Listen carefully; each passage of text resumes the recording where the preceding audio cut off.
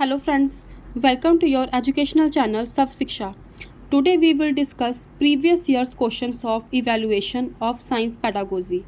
So let's get started with question number 1. The question number 1 is, which of the following techniques is best suited for formative assessment of students busy in group discussions? Question का मतलब ये है कि इनमें से ऐसी कौन सी technique है जो कि बेस्ट सूट करती है फॉर्मेटिव असेसमेंट के लिए उन स्टूडेंट्स के लिए जो कि ग्रुप डिस्कशंस में इन्वॉल्व होते हैं। ऑप्शंस दिए गए हैं इसमें, ए क्वेश्चनेयर, बी ऑब्जर्वेशन परफॉर्मा, सी चेकलिस्ट, डी डॉक्यूमेंट एनालिसिस।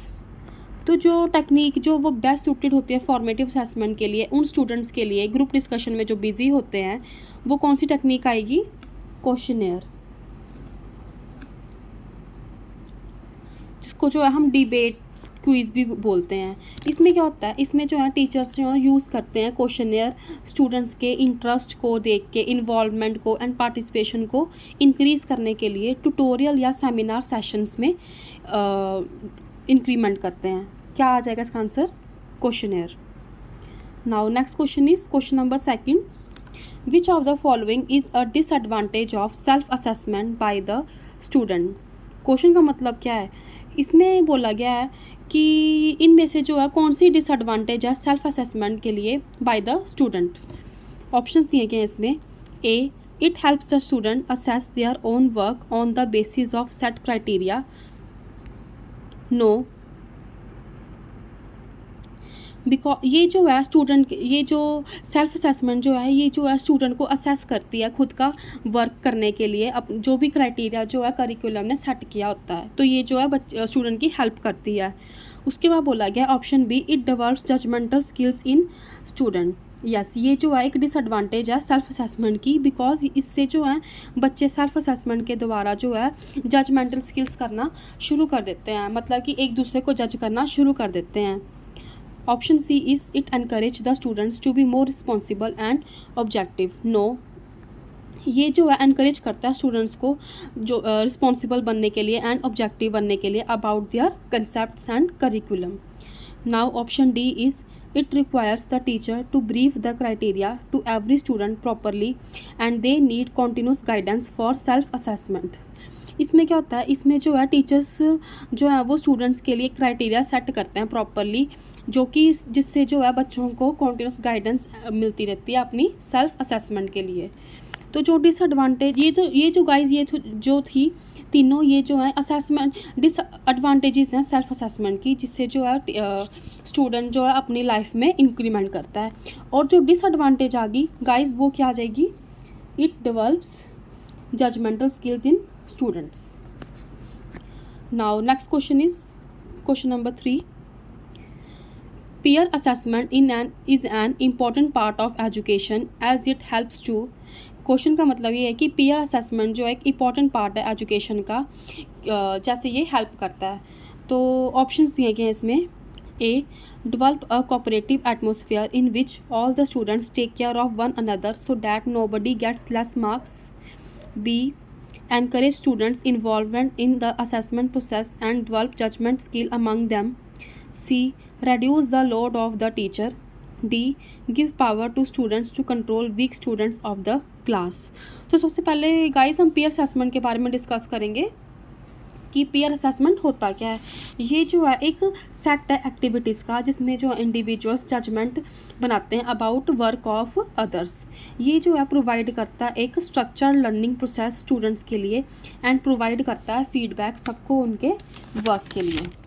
तो गाइस क्या आ जाएगा इसका answer? Option B encourage students involvement in the assessment process and develop judgment skill among them. So the next question is question number 4. Which of the following is an example of summative assessment? Question का मतलब ये है कि इनमें से जो है summative assessment का कौन सा एग्जाम्पल है।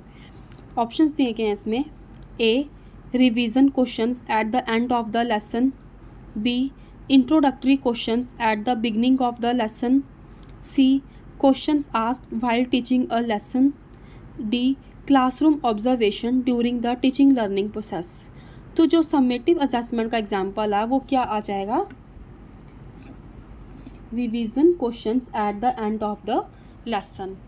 क्यों आएगा ये एग्जाम्पल, क्योंकि जो समेटिव असेसमेंट जो है ये एक असेस स्टूडेंट परफॉर्मेंस है guys, eight the end of the instructional period में जो है ये यूज़ किया जाता है एंड ये कलेक्ट करता है एविडेंस स्टूडेंट के नॉलेज स्टूडेंट की जो कलेक्ट करता है एविडेंसेस उन स्टूडेंट्स के जिनके पास जो है जिनकी नॉलेज है, स्किल है और प्रोफिशेंसी है।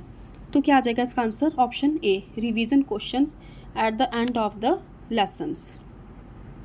Now next question is question number 5, which of the following is not the objective of CCE। Question का मतलब ये है कि इनमें से जो है वो CCE का ऑब्जेक्टिव कौन सा नहीं है। तो CCE का मतलब क्या है गाइस, CCE का मतलब है कॉन्टिन्यूस कॉम्प्रिहेंसिव इवैल्यूएशन। तो ऑप्शंस दिए गए हैं इसमें, इस option A, reduce the stress level of student, B, encourage all round development of child's personality, C, enhance the quality of learning for students, D, encourage the spirit of competition among the students. तो जो objective नहीं है इनमें से CCE का, तो कौन सा नहीं आएगा इसमें, option B, encourage all round development of child personality. Now because इसका एम होते हैं तो फोकस ऑन, इसका जो एम है वो किस पे होता है, मेनली होलिस्टिक पे हो जाएगा या लर्नर सेंट्रिक स्टूडेंट पे हो जाएगा या कॉन्टिन्यूस इवैल्यूएशन पे हो जाएगा across cognitive, affective and psychomotor domain पे। तो क्या आ जाएगा इसका answer, option B. Now next question is question number 6, what is meant by the validity of the test. Question का मतलब ये कि वैलिडिटी ऑफ द टेस्ट का क्या मीनिंग है। जो वैलिडिटी टेस्ट है इसका क्या मतलब है गाइस, इसका मतलब ये है कि ये जो एक एक्सटेंट है जिसमें जो एक्यूरेटली मेजर्स होता है कि क्या इंटेंट किया गया है मेज़र करने के लिए, और ये डिटरमिन करता है टेस्ट रिजल्ट्स को कि वो मीनिंगफुल है, अप्रोप्रिएट हैं, यूज़फुल हैं for specific decision being made. तो ऑप्शंस दिए गए हैं इसमें, A, short in length, B, long validity period, C, easy to be attempted, D, measuring the required concepts. तो इसका आंसर आ जाएगा guys option D, measuring the required concept, कि ये जो है एक्सटेंट है जिसमें जो है एक्यूरेटली मेज़र करता है कि इसमें क्या इंटेंडेड किया गया है मेज़र करने के लिए। तो गाइस वैलिडिटी जो है वो 3 टाइप्स की होती है, जैसे कि कंटेंट हो गया, क्राइटेरियन हो गया, कंस्ट्रक्ट हो गया। जो कंटेंट वैलिडिटी होती है ये इंश्योर करता है कि टेस्ट जो है कवर कर रहा है ऑल रेलिवेंट सब्जेक्ट मैटर को, और जो क्राइटेरियन वैलिडिटी होती है ये कंप्रेस करता है टेस्ट रिजल्ट को अगेंस्ट एक्सटर्नल मेजर और फ्यूचर आउटकम। और जो कंस्ट्रक्ट वैलिडिटी होती है गाइस ये कंफर्म करता है that test accurately measure and abstract concept और साइकोलॉजिकल ट्रेट, जैसे कि इंटेलिजेंस हो गया, एंग्जाइटी हो गया या लीडरशिप हो गया। Now next question is question number 7, observation as an evaluation tool include. Options दिए गए हैं इसमें, A, observing the students, B, taking notes of observed behaviour of students, C, making a note on learn behaviour of students, D, all of the above. तो question का मतलब ये है कि जो ऑब्जर्वेशन है एक इवैल्यूएशन टूल की तरह, ये क्या क्या इंक्लूड करता है। इसमें जो है गाइस, इसमें जो है स्टूडेंट को ऑब्जर्व करना भी आता है कि ऑब्जर्व करते हैं स्टूडेंट्स को, और उनके अकॉर्डिंग नोट्स भी बनाते हैं कि उनके जो स्टूडेंट्स का जो बिहेवियर है उनका ऑब्जर्विंग बिहेवियर भी नोट किया जाता है, और उनका लर्न बिहेवियर जो होता है स्टूडेंट्स का उसको भी नोट किया जाता है। तो क्या आ जाएगा इसका option, all of the above. Now next question is question number 8, which of the following is the key feature of formative assessment in science. Question का मतलब ये है कि इनमें से जो है कौन सा फॉर्मेटिव असेसमेंट का की फीचर है साइंस में।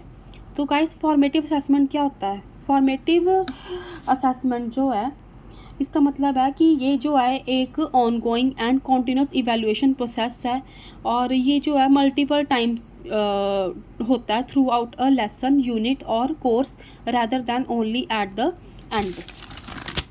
और ये डिज़ाइन किया गया है for clearing rather than grading and heavily reduced करता है एंग्जाइटी एंड फोकस करता है ऑन अ ग्रोथ। तो क्या आ जाएगा इसका answer? Option A, it is a measure of learning.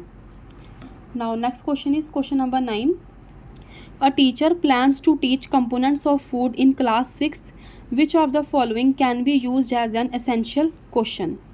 Question का मतलब ये है कि एक टीचर ने प्लान किया है components of food chapter teach करवाने का 6th क्लास को, तो इनमें से जो है कौन सा एक एसेंशियल क्वेश्चन बनता है? तो ऑप्शन दिए गए हैं इसमें. A, why does your mother serve you a meal with a variety of food items. B, does your mother prepare a definite set of food items for lunch every day. C, do you eat all the items served in your lunch every day? D, list the food items your mother serves you in lunch. तो guys in चारों में से जो एक essential question जो बनता है वो क्या बनता है? Why does your mother serve you a meal with a variety of food items? क्या मतलब है इसका? इसका मतलब ये है कि इसमें जो है मील की जो वैरायटी इसमें जो सर्व की गई है, तो इसमें जो कंपोनेंट्स जो हैं फूड के वो क्या हैं? इसमें जो मील वैरायटी जो है उसमें क्या आ जाएगा? जैसे कार्बोहाइड्रेट आ जाएगा, प्रोटीन आ जाएगा, फैट्स आ जाएंगे, विटामिन आ जाएंगे, मिनरल्स आ जाएंगे एंड वाटर है। तो टीचर का पूछने का ये मतलब है कि इन सब चीज़ों का जो सर्व किया है तो क्या मतलब है इनका, क्यों आपको सर्व किया गया है? तो गाइज जैसे कार्बोहाइड्रेट्स हैं, कार्बोहाइड्रेट्स में क्या आ जाता है? कार्बोहाइड्रेट्स में जैसे राइस आ जाएगा, व्हीट आ जाएगा, पोटैटोज़ आ जाएंगे, सीरियल्स, फ्रूट्स। प्रोटीन क्या है? प्रोटीन में लीन मीट आ जाता है, फिश आ जाता है, एग्स आ जाते हैं, टोफू एंड लेग्यूम्स आ जाते हैं इसमें। फैट्स में वेजिटेबल ऑयल्स आ जाते हैं, नट्स एंड सीड्स आ जाते हैं। विटामिन में क्या आ जाएगा? सिट्रस फ्रूट्स आ जाएंगे, leafy greens, peppers and broccoli. Minerals में जो है डेयरी प्रोडक्ट्स आ जाते हैं गाइस, ग्रीन वेजिटेबल्स आ जाती हैं, फोर्टिफाइड सीरियल्स आ जाते हैं। एंड वाटर एंड फाइबरेट्स में क्या है? इसमें फ्रेश वेजिटेबल्स आ जाती हैं, होल ग्रेन्स आ जाती हैं, प्लेन ड्रिंकिंग वाटर आ जाता है। तो क्या आ जाएगा इसका answer guys? Option A. Now next question is question number 10. Assessment in science should focus more on testing the ability of students to. Question का मतलब ये है कि जो साइंस में असेसमेंट होती है वो उसको फोकस किस पे किया जाना चाहिए? स्टूडेंट्स पे।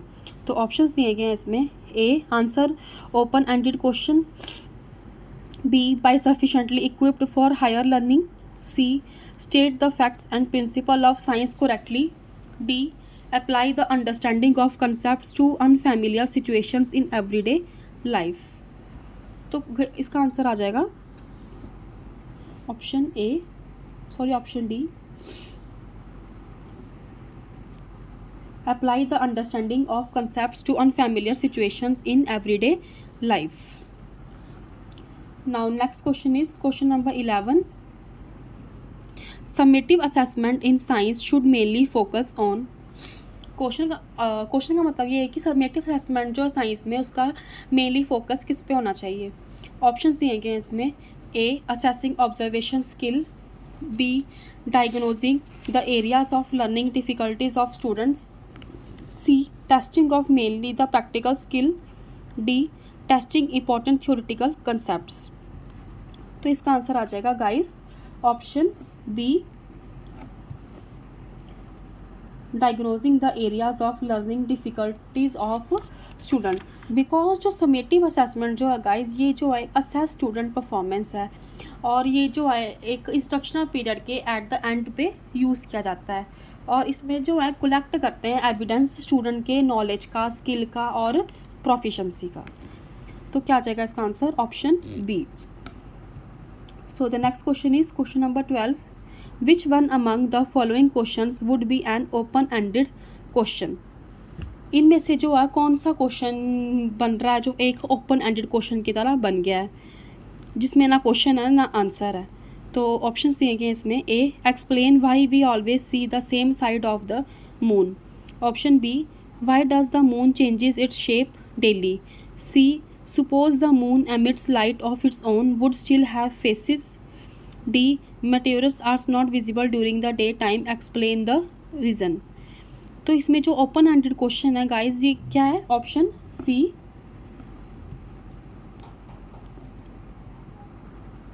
Suppose the moon emits light of its own, would still have faces. Now, next question is question number 13. The assessment in science should focus on. जो assessment जो होती है साइंस में, उसका फोकस किस पे होना चाहिए? ऑप्शंस दिए गए हैं इसमें। A, getting accurate result while conducting the experiments. B, the ability to make near and clear diagram. C, the understanding of concepts and processes. D, precise definitions and correct answer. तो guys इसका answer आ जाएगा option A, getting accurate result while conducting the experiments. तो guys ये थे मेरे आज के most important question of evaluation of science pedagogy. फिर मिलेंगे कल हम नए टॉपिक एंड नए एमसीक्यूज़ के साथ। Thank you.